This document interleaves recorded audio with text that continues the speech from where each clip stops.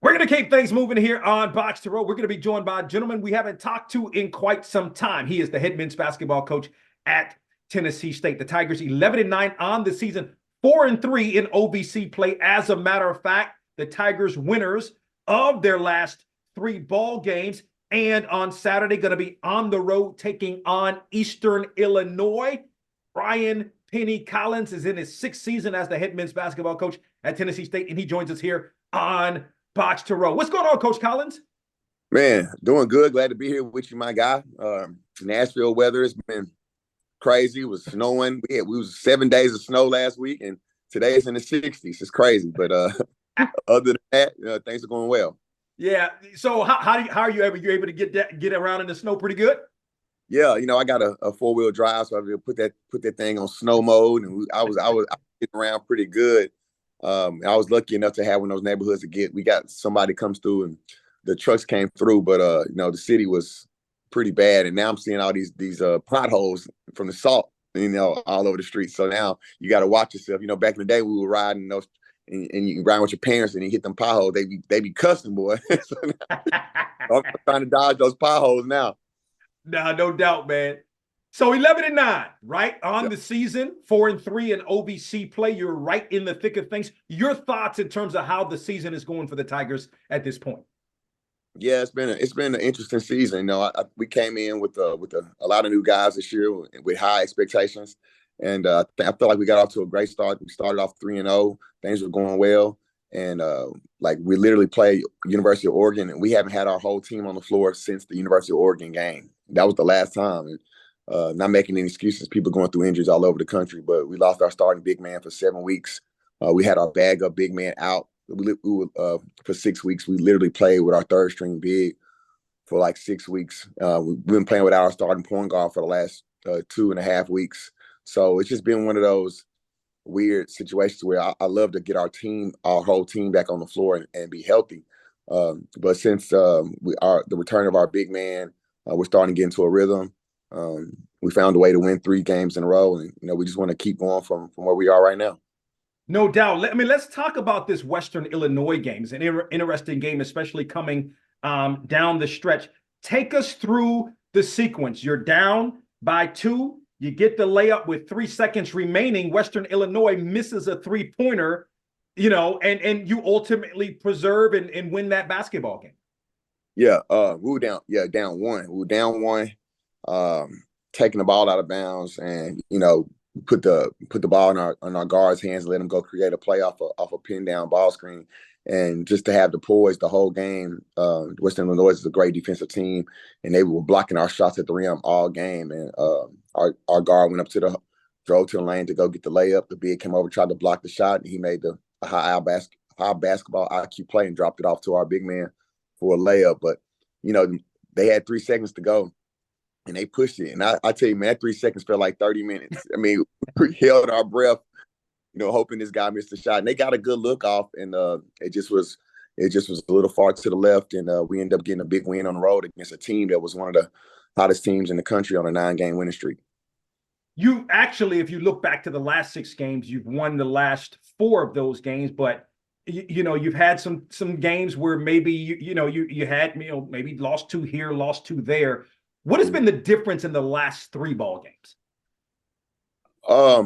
It's interesting you say that. I really go back to 5 games ago when we played at Southern Indiana. Even though it was a tough loss on the road, we go into that game, trying to get in on rhythm on the road. Our starting point guard breaks, he hurts his thumb like 2 minutes into the game, and it just was kind of devastating to us. And we got off to a poor, like the worst basketball we probably played all year was the first 12 minutes of that half. And we ended up climbing all the way back in the second half and lost by 2. It was just a heartbreaking loss. But I saw something change in us the second half of the Sunday Indiana game, even though it was a loss. Well, the next game we go and play Morehead State, who is coming off NCAA tournament. I mean, a regular season championship last year. They're one of the top teams in our league. We're playing them on the road, and we put ourselves in position to win that game. I think it was a tie ball game with 5-6 minutes to go, and we ended up losing. Ended up losing by 8, but it was really a 1-possession game all the way down to the end. So even in the Morehead State game in that game, there was a turning of the page that I saw. I saw a newfound just confidence in how we were playing, discipline on defense, and doing the small things we've been talking about all year. So we just took a little bit of those ingredients from both of those games, even though they were losses, and really just bottled it up, watched a lot of film, and got ready for, I think Lindenwood was our next game. It was a home game. And from there, we just kind of made some small tweaks to what we do. And we've gotten on into a little bit of a rhythm. And, you can lose games and still see your team getting better. And we saw that, in those two losses on the road. And to come back and play two really good home games and then go on the road to play against Western Illinois, you can kind of see the light bulb starting to cut on. But the key is to sustain that. No doubt about it. Brian Penny Collins is in his 6th season as the head men's basketball coach at Tennessee State. He joins us here on Boxtorow. I want to talk with you about building this program. Tough first season, okay, 9-21, but then you come right back.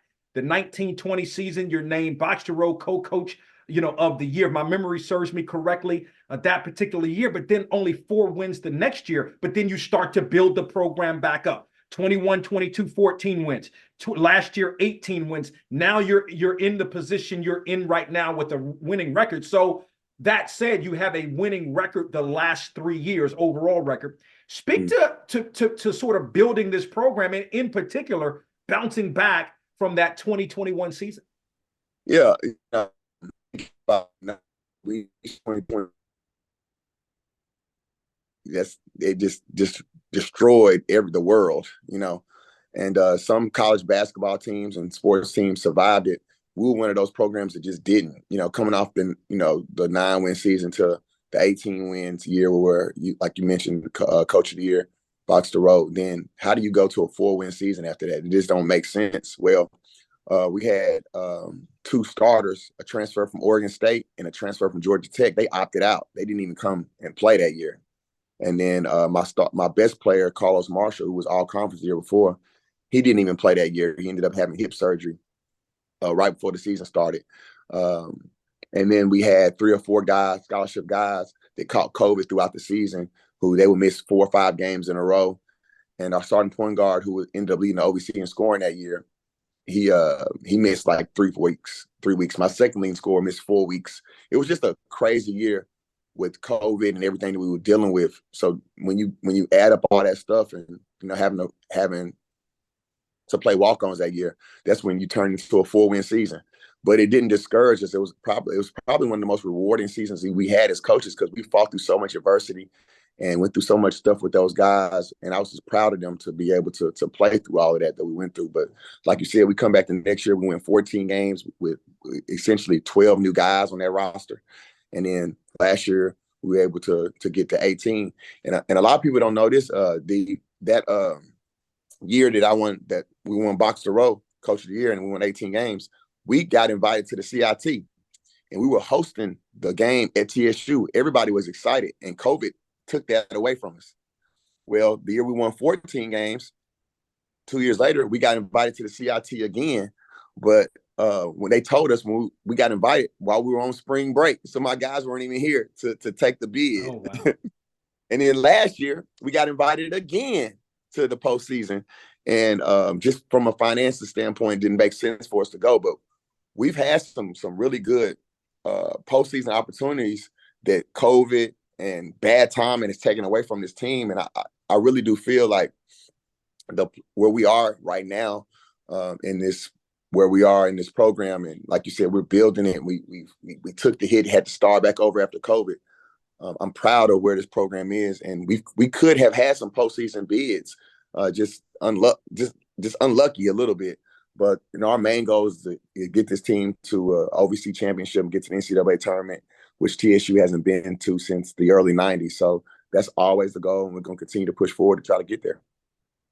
Of course, the head men's basketball coach at Tennessee State is Brian Penny Collins. In his 6th season, he joins us here on the program. Coach Collins, how have you been able to kind of navigate the whole transfer portal world in terms of retaining players, going to get players to replace players that may have left to go to the portal? How have you been able to, kind of navigate that?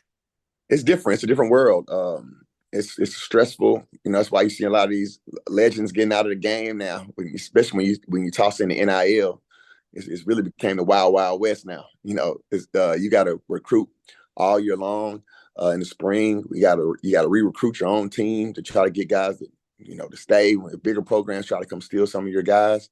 But it's a revolving door. You can't get your feelings in it too much, because if you lose a guy that you've been cultivating and training them up and getting them stronger and getting them bigger, then they can go leave.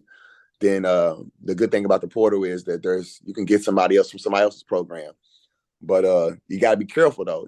Like everything, it's not always great. So you got to do a lot of research, a lot of talking to coaches and the people around the kid, trying to get the right person in.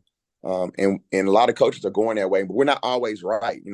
High school kids and JUCO kids are, again, the raw end of the deal right now in recruiting, because a lot of college coaches are going for the 22-year-old that's got experience versus the 18-year-old who you got to wait for him to develop. And sometimes we're not always getting that right, but at the end of the day, it's a different world. The coaches that are able to be flexible and understand this new world are the ones that are going to last.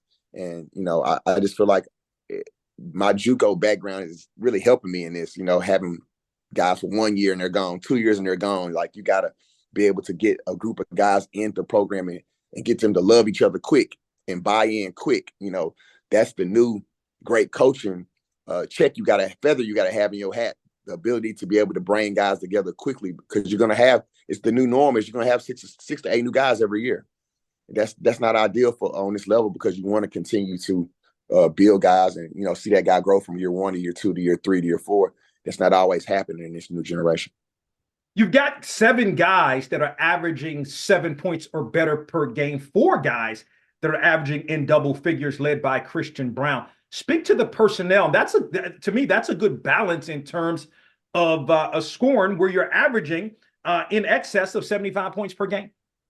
Yeah, and that comes from just, really harping on the offensive end, not caring about who gets the credit, sharing the ball, having talented guys that believe in what we're trying to run offensively. And because that could be the gift and the curse. Sometimes you can have a bunch of guys averaging, that 7 to 13, but no real alpha. Or it could be the gift in terms of, they're sharing the ball and nobody cares. So for us right now, it's been great. I think it makes us dangerous. We got guys like currently E.J. Bellinger and Jalen Jones. E.J.'s our second leading scorer coming off the bench. Jalen Jones is a potential guy who can win freshman of the year coming off the bench. He was averaging double figures as a freshman. We got guys like that who can make our second unit really, really, really lethal. So I love the problem that we have, and it helps us as we're playing against other teams to scout us, because you don't really know who could have a big night. No doubt. And then your thoughts on the road this Saturday at Eastern Illinois, some of the challenges that Eastern Illinois present? Yeah, the OVC is a frying pan. Every game is going to be tough, especially when you're going on the road. EIU is, Marty does a great job with his team. I think they won 9 games last year. They've already, got to that point already. I think this is his most talented team. They're deep. They're physical. They got some injuries right now, but they defensively, they're really good, try to deny. And offensively, they're tough, because they got a lot of guys that can score and get downhill. I'm looking forward to it. EIU is going to be a great environment. We actually have one of their former players on our team, Kenyon Hodges. So it's going to be a little bit of a homecoming for him. But I'm excited about it, and we're going to do whatever we can to try to find a way to get 4 wins in a row. No doubt. And speaking of Hodges, one of your guys that is one of the double-figure scorers for you, so I know that's going to be motivation for him. Brian Penny Collins, again, in his 6th season as the head men's basketball coach at Tennessee State, joining us here on Boxtorow. The Tigers, again, at 11-9, 4-3 in OVC play, right in the thick of things.